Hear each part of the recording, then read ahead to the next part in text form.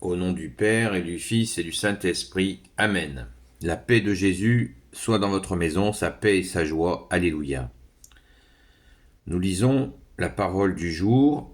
Il s'agit de l'Évangile selon Saint Luc, chapitre 9, versets 1 à 6. Pour ceux qui ne le savent pas, cette lecture est lue aujourd'hui. Pourquoi lecture du jour? Parce que c'est l'Évangile qui est lu dans toutes les saintes messes du monde. Messe catholique, bien évidemment. Jésus envoie les 12. Jésus, que ta parole, ô Jésus, rentre dans mon esprit, que ma bouche proclame ta parole et que mon cœur accueille ta parole. Amen. Jésus réunit les 12. Il leur donna autorité sur tous les démons et puissances pour guérir les malades. Puis il les envoya proclamer le royaume de Dieu et rendre la santé aux infirmes. Il leur dit, ne prenez rien pour la route, ni sac qu'on accroche à son bâton, ni pain, ni argent, n'ayez pas une seconde tunique.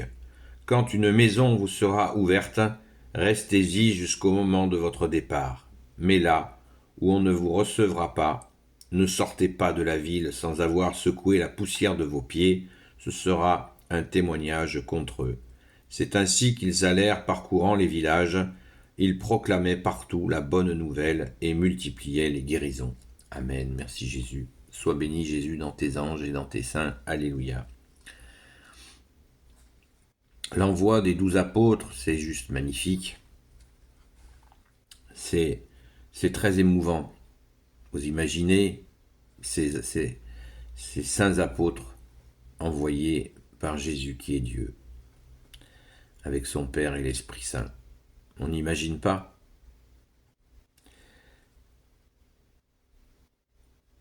Au verset 1, il leur donna autorité sur tous les démons et puissances pour guérir les malades. On parle souvent de l'autorité de Jésus sur les démons. Et bien là, Jésus, bien-aimé, tu nous précises qu'il y a aussi les puissances. Qu'est-ce que ça peut vouloir dire, les puissances? Les démons, on voit à peu près de quoi il s'agit. Mais les puissances, quelles sont ces puissances? Souvent, nous faisons une confusion, nous croyons, celui-là il est possédé, il a un démon. Voilà. Des fois, des gens qui font des remarques comme ça, complètement stupides.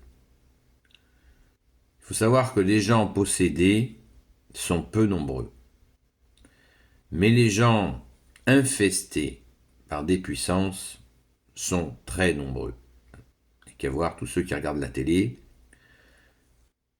ils sont infestés. Quand on regarde la télé, la moyenne nationale c'est 4 heures par jour, donc il y a une infestation, forcément. C'est pas une possession, mais c'est une infestation parce que, comme tu nous l'as dit Jésus, le diable, on l'appelle aussi le prince du mensonge. Jésus appelle le diable le prince du mensonge. Il appelle aussi le diable. Merci Jésus, c'est clair, c'est net, comme d'habitude. Et les puissances, réfléchissons aux puissances qui veulent nous imposer ceci ou cela. Et le meilleur vecteur de ces puissances, c'est la télévision. Donc je ne cesse de vous dire, débarrassez-vous de votre télévision, gardez tout simplement Internet et faites vos propres recherches. Et ainsi, vous développerez votre esprit critique avec différents avis et vous ferez votre propre opinion. Nos braves apôtres sont envoyés par Jésus. Ils peuvent aussi rendre la santé aux infirmes, cela nous est dit au verset 2. Ça, tout le monde le comprend aisément. Merci Jésus de tes grâces. N'oublions pas qu'il n'y a pas que les infirmes physiques. Il y a aussi l'infirmité où il y a des situations où on se sent bloqué. Et cela nous procure une infirmité, une incapacité d'agir. Jésus, seul libérateur,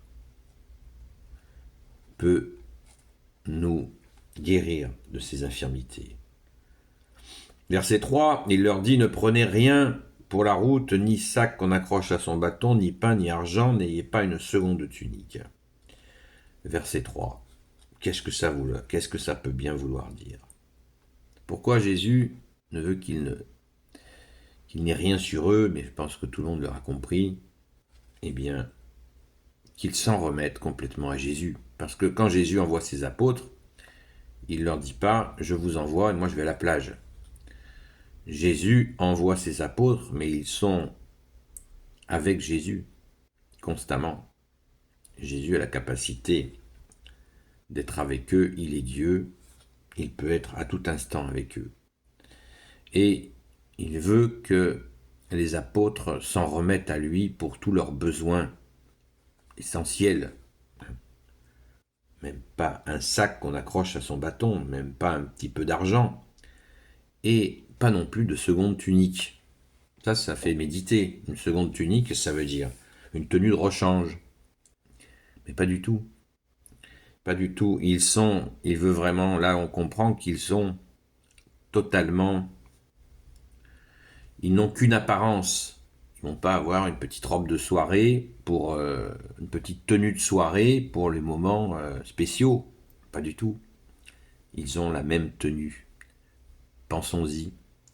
Cela peut nous donner aussi un indicateur sur notre attitude. Est-ce que nous sommes catholiques avec les catholiques ou est-ce que nous sommes catholiques avec les catholiques? Nous sommes un peu mélangés avec d'autres voies spirituelles. On met notre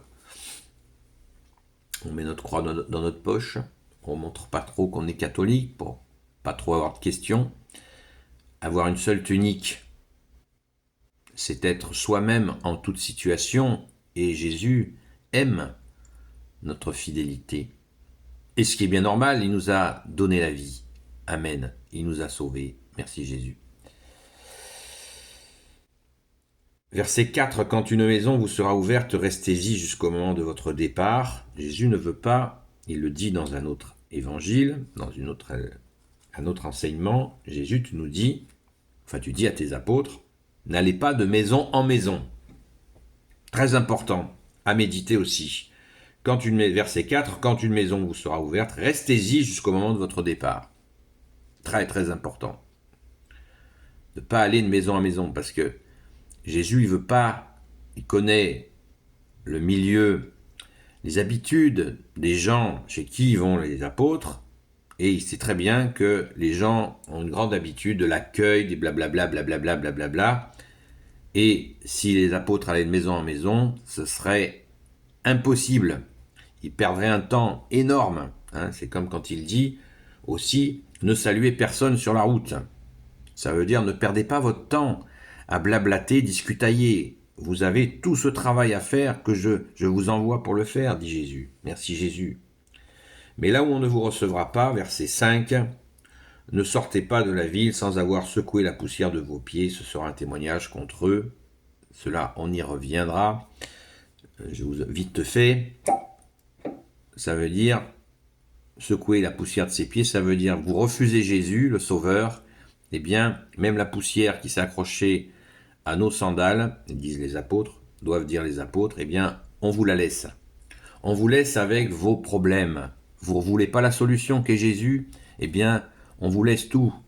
Même la poussière de nos pieds que nos pieds accrochés chez vous, on vous la laisse. Parce que vous ne voulez pas de la bonne nouvelle. L'évangile veut dire bonne nouvelle. Voilà, c'est comme ça. Merci Jésus. Et c'est normal. Jésus a donné sa vie pour nous. C'est pas pour faire gna gna gna gna gna. Le Sauveur est là. Waouh, je l'accueille. Eh bien, si tu l'accueilles pas, eh bien, tant pis. Mais sache que le royaume des cieux s'est approché de toi. Amen. Ça, c'est Jésus qui le dit aussi. Merci Jésus. Verset 6, c'est ainsi qu'ils allèrent parcourant les villages et ils proclamaient partout la bonne nouvelle et multipliaient les guérisons. Amen, alléluia. Béni soit le Père, le Fils et le Saint-Esprit. Amen. Ô Jésus, toi qui peux tout et qui portes tout, je te confie toutes celles et ceux qui regarderont cette vidéo ainsi que leurs proches. Sainte Marie, Saint Joseph, Sainte Marie-Madeleine, notre chère Sainte Patronne, et vous, tous les saints et tous les anges qui servaient Jésus, je vous confie à Jésus selon sa volonté. Et merci à toi, Saint Michel Archange, de nous protéger. La paix de Jésus soit dans votre maison et je vous dis à très vite.